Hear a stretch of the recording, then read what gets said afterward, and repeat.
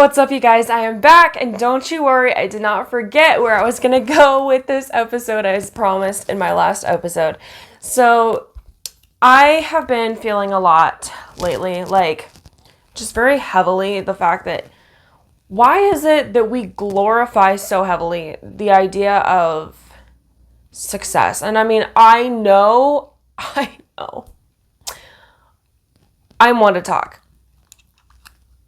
But it's true. Why do we glorify so heavily this idea of success when, truthfully, what does it really get us at the end of the day? I mean, we look at people you can look at any successful person. We all know they're not happy, right? And I don't understand. First of all, I don't understand, I guess, what exactly the point of having so much success is, because everything that comes with success is literally not something that anyone truly wants. We only want it because of the fact that it's glorified. And I don't know why we glorify it, because anyone who deals with all this stuff will tell you it's not something you want. So, it doesn't really make sense, right? It just does not make sense. That being said, we can also look at things that people glorify and also see, though, that it does not equal the outcome desired, if that makes any sense. I mean, okay, I know so many people who are just so desperate to be in a relationship. And I always told them, this is when I was single, I would always tell them, why do you want to be in a relationship so bad? I'm like, so say you found the absolute love of your life tomorrow. I'm like, yeah, your life is going to change. You're going to have a +1. You're going to be occupied and this and that and yada yada. I'm like, but are you genuinely going to be happy? The same struggles that you have today, you're going to have tomorrow. The sickness, I hate to say sickness, but the insecurities that you struggle with today, you're going to have tomorrow. I could guarantee it. Maybe not certain ones, but a massive handful of them, I guarantee it. You're never going to be that 1 inch taller. Even if you're loved for the height you are, you still want to be that 1 extra inch taller, right? There are things that I believe that every single person hates about themselves. I think we all have a disability of some sort, even if it's on a minor scale. Whether it's a bad ankle or a bad knee or a bad wrist or whatever, a bad eyeball. There's always something that you'll just latch onto when you're in your weakest moments, right? And that's still gonna be there when you're in a relationship. Now, this is what I would tell people. They're like, no, it's all gonna be different, yada yada. And I have not seen this ever change. I haven't. It's funny, you can meet somebody who is the love of your life. And I'm saying this from experience, okay? I'm saying this literally from experience. And I don't want this to come off as I just haven't let myself be happy. I look at it very literally. I don't get lost in the moment. I don't really see myself as someone who gets rose-colored glasses or swept off my feet. To certain extents, but I see things so literally because I overthink too much and because I am so calculated and just OCD that I cannot see things, I guess, again, with rose-colored glasses. I see it for what it is. And I could see it for the exact way that it is years out. And I know you can also say that that's not true. It's because I don't let things change and whatever outcome I see happening is going to manifest itself. Possibly, yes. But I also see this happening with other people, and I know I'm not manifesting their life. So, I'm saying this as a witness, as an alibi for other people also, okay? What are you so passionate about? For what purpose? People think, if I could just get married, like say, they found the love of their life. If they could just get married, it's going to fix everything. It's happily ever after. Those are literally verbatim the words. It's happily ever after. Is it, y'all? Is it? How many people do you know? This is not a marriage rant, but how many people do you know who are so happily married?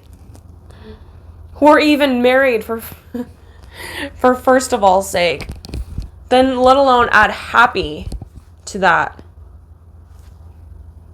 They're out there. I'm not saying they're not, but there is an exception to the rule. Okay, there are exceptions, but the general rule is no.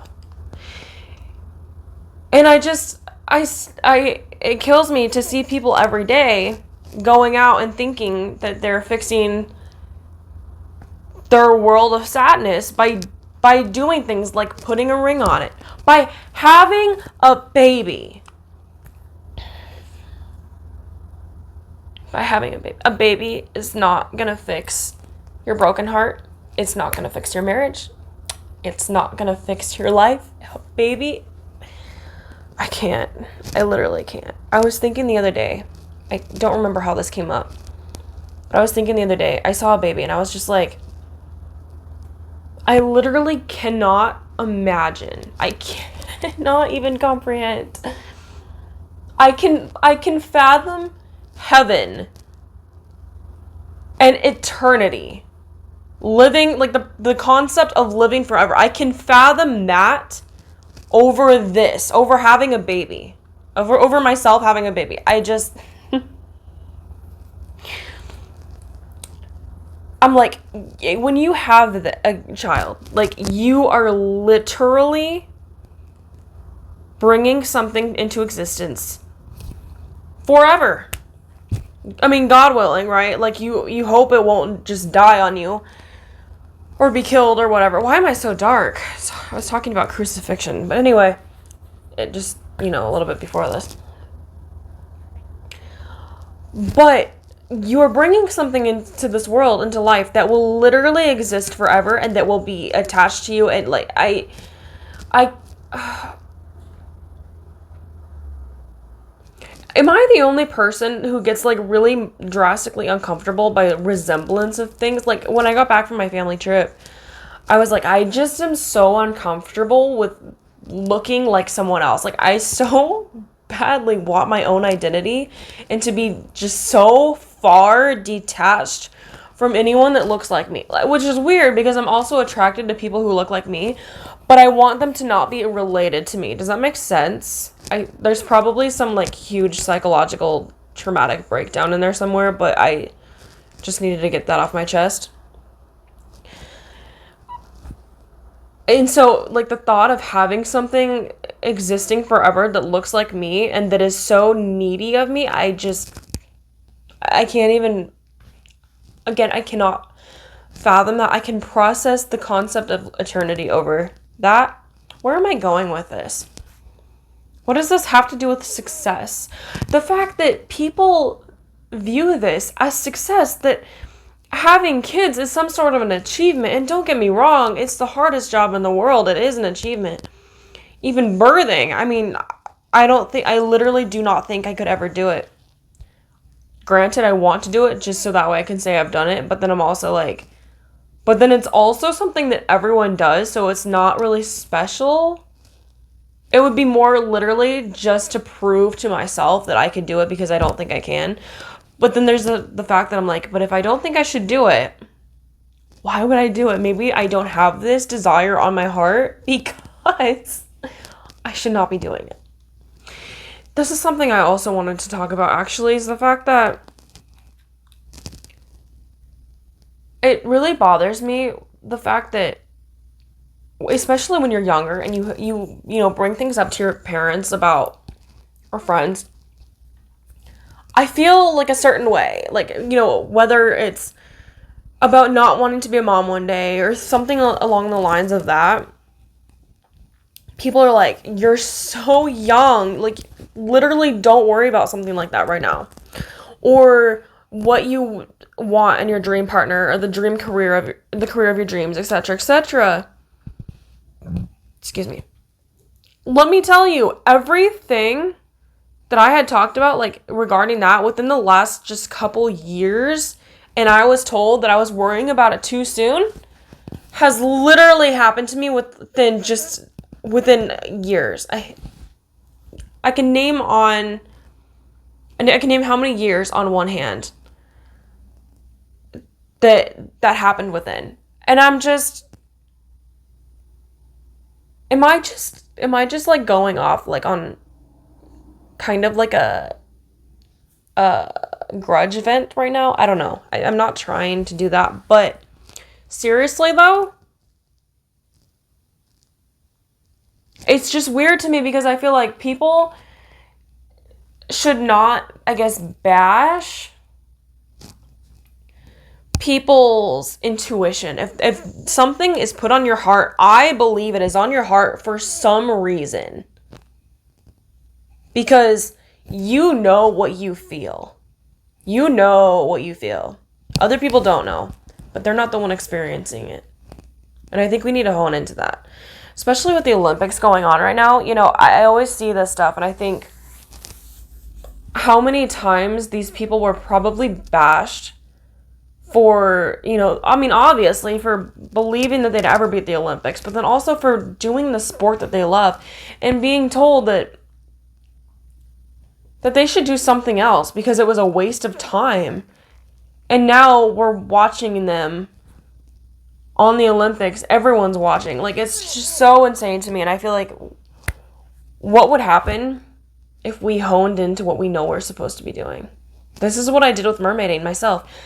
I faced so much rejection. I could make several more episodes on this. I faced so much rejection, but this was the one thing to me that I just was like, you know what? What if I just say, screw everyone's opinion and just went for this because I want to,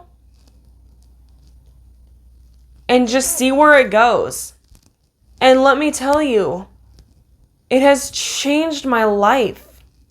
Absolutely changed my life. I can do so much more content on this. Unfortunately, I am running out of time in this episode. We will come back to this. Rain check this. I want to encourage you guys, though, to subscribe for more content. Follow me on almost any social media platform at Make Waves Coach. Also, follow me on almost any social media platform at Mermaid Cassandra. And also check out my podcast. It is Make Waves Mermaid Cassandra, available every place podcasts are found. I will talk to you guys soon. Go out there and make waves. Mwah.